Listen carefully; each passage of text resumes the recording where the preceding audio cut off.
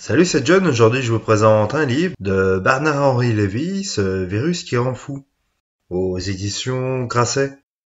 Je vous en lirai le prologue. N'hésitez pas à regarder dans la description pour avoir de plus amples informations sur les divers auteurs cités ou bien encore à vous abonner. Ce virus qui rend fou. Prologue. J'ai été sidéré, moi aussi, mais ce qui m'a le plus sidéré, ce n'est pas la pandémie, car cette sorte de désastre a toujours existé. La grippe espagnole, avec ses 50 millions de morts, a fait, il y a un siècle, plus de victimes que n'en fera sans doute la Covid. Pour m'en tenir à notre temps, celui dont je suis en âge de me souvenir, il a connu, après mai 1968, la fameuse grippe de Hong Kong où 1 million de terriens moururent, les lèvres cyanosées, d'hémorragie pulmonaire et d'étouffement. En réalité, pas si fameuse puisque j'avais vérifié en lui consacrant au tout début de la crise un de mes bloc-notes qu'elle était presque complètement oubliée. Il y avait eu 10 ans plus tôt, non moins, effacée de la mémoire collective, la grippe asiatique qui, à nouveau, partie de la Chine, passa par l'Iran, l'Italie, l'Est de la France, l'Amérique et fit 2 millions de morts, dont 100 000 aux États-Unis et probablement autant en France dans des hôpitaux sous-équipés où les cadavres, racontent les derniers témoins, s'entassant dans les salles de réanimation sans que l'on puisse les évacuer. Non, le plus saisissant, c'est la façon très étrange dont on a cette fois-ci réagi, et c'est l'épidémie non seulement de Covid, mais de peur qui s'est abattue sur le monde. On a vu des tempéraments hardis, soudain paralysés, on a entendu des intellectuels qui avaient vu d'autres guerres reprendre la rhétorique de l'ennemi invisible, des combattants de première et de deuxième ligne de la guerre sanitaire totale. On a vu Paris se vider, comme dans le journal de l'occupation d'Ernst Jünger. On a vu les villes du monde devenir des villes fantômes avec leurs avenues muettes comme des chemins de campagne où les jours, disait Hugo, étaient comme les nuits. J'ai vu sur des vidéos que l'on m'envoyait de Kiev et de Milan, de New York et de Madrid, mais aussi de Lagos, d'Erbil ou de Kaminchli, des rares passants hâtifs qui ne semblaient là que pour rappeler l'existence d'une espèce humaine, mais qui changeait de trottoir, les yeux baissés, quand surgissait un autre humain.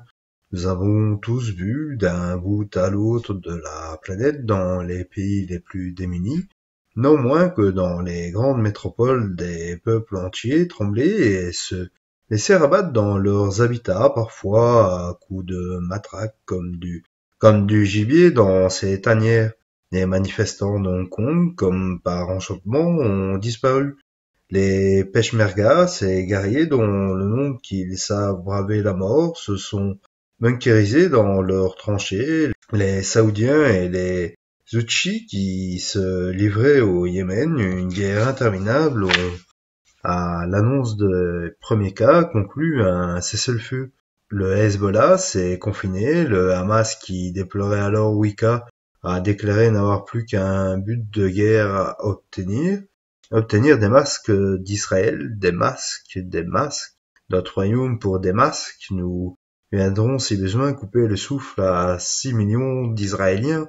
Daesh a déclaré l'Europe zone à risque pour ses combattants qui ont filé se moucher dans des Kleenex à l'eucalyptus au fond de quelques cavernes syriennes ou ukrainiennes ou irakiennes. Le Panama, parce qu'on avait détecté un cas suspect, a confiné dans la jungle 1700 décès et 1700 désespérés en train de marcher vers la frontière des États-Unis. Le Nicaragua, d'où j'avais rapporté quelques semaines plus tôt un reportage sur des massacres de villages chrétiens par des djihadistes seuls, dénombrait à la mi-avril 2020, selon l'AFP, 12 morts du virus, mais 18 tués par les forces de sécurité pour non-respect du confinement. Le Bangladesh, où je me trouvais aussi en reportage, à quelques heures avant que la France ne boucle ses frontières, cumulait toutes les calamités. On y mourait de la dengue, du choléra, de la peste, de la rage, de la fièvre jaune et du virus inconnu, mais voilà que l'on y détecte quelques cas de Covid et lui aussi, comme un seul homme, se semble dans le confinement. Et c'est en vérité toute la planète qui, pays riches et pauvres confondus, ceux qui pouvaient tenir à ceux qui allaient craquer, se ruent sur cette idée d'une pandémie inédite en passe d'exterminer le genre humain. Alors, qu'a-t-il bien pu se passer? Viralité non seulement du virus, mais du discours sur le virus. Aveuglement collectif, comme dans ce roman de José Saramago, où une épidémie mystérieuse frappe une ville entière de cécité. Victoire des collapsologues qui, depuis le temps qui nous prédisaient la fin du monde, le sentiment pointé le nez et nous laisse une dernière chance de carême et de reset, celle de maître du monde, voyant ce grand confinement, traduction anglaise du grand referment théorisé par Michel Foucault dans les textes où il dépeignait les systèmes de pouvoir du futur comme la répétition générale d'un type nouveau d'arraisonnement et d'assignation des corps.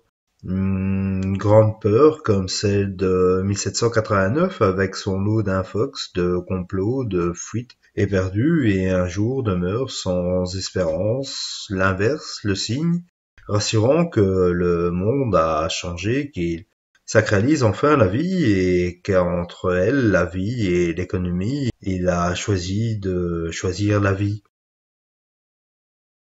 Ou l'inverse encore, en emballant collectif aggravé pour les chaînes d'information et les réseaux sociaux, qui en marquant jour après jour le chiffre des réanimés, des mourants et des morts, nous plaçaient dans un univers parallèle où n'existait plus nulle part aucune autre information et à la lettre nous rendait fous. N'est-ce pas ainsi, après tout, que fonctionne un supplice chinois? N'est-il pas établi que le son de la goutte d'eau indéfiniment répétée devient un dragon menaçant?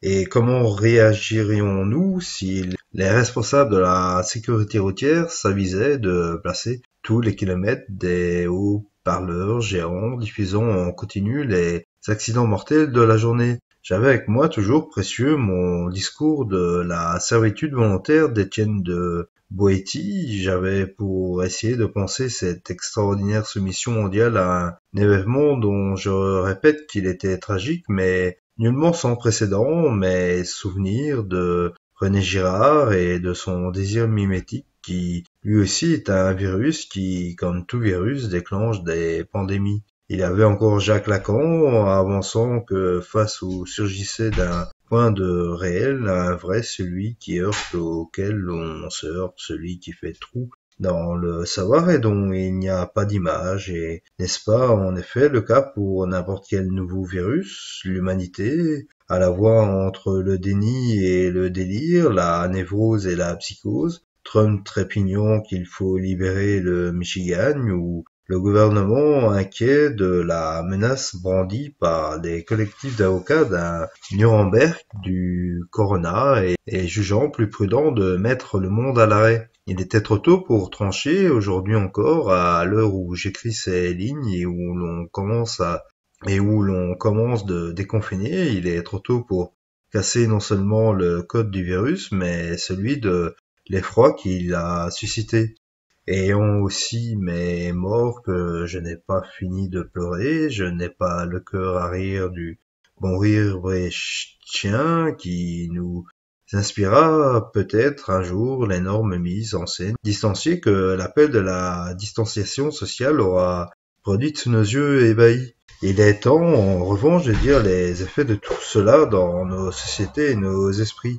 Il est temps de dire dans ce qui nous relie comme au plus obscur et profond de nous-mêmes, a commencé de s'opérer, s'il est vrai que comme aimait à le dire non sans ironie le grand médecin allemand de la fin du XIXe siècle, père de l'anatomie pathologique, Rudolf Virchow. Une épidémie est un phénomène social qui comporte quelques aspects médicaux. C'est le moment ou jamais de reprendre ses esprits et de tenter de décrire quelques-uns des aspects non médicaux de cette histoire. Certains sont heureux, nous vécûmes de vrais moments de civisme et d'entraide, et l'on ne se réjouira jamais assez que l'on se soit enfin avisé non seulement de l'existence et de l'éminente dignité d'un peuple d'humiliés personnels, soignants, caissières, caissiers, agriculteurs, transporteurs, éboueurs, livreurs, qui sont apparus dans la lumière, mais d'autres sont fâcheux, des mots ont été dits, des plis ont été pris, des réflexes sont venus qui m'ont épouvanté. Les principes auxquels je tenais et qui étaient ce que les sociétés occidentales ont de meilleur ont été attaqués par le virus et par le virus du virus en même temps que les hommes mouraient.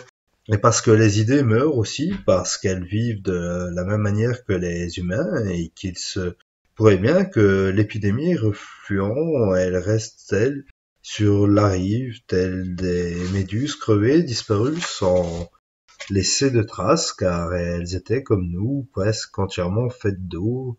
C'est d'elles que j'ai voulu ici prendre la défense, première peur mondiale au sens où l'on dit de la guerre, bilan d'étape, et puisque l'heure est au décompte, voici celui non statistique et moins facile à établir, n'est-ce pas la loi de la stupeur que plus le choc est rude, plus s'altère la capacité de le penser. Des coups portés pendant cette drôle de crise et nos métaphysiques intimes, cette bataille, il n'est pas trop tôt pour la livrer, mais ce n'est plus ni aux politiques ni aux médecins qui en incombent la responsabilité et le risque. Fin du prologue, page 16.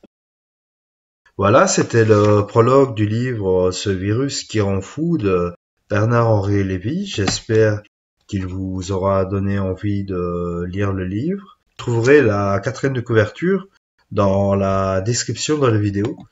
N'hésitez pas à vous y rendre pour de plus amples informations. Bien à vous.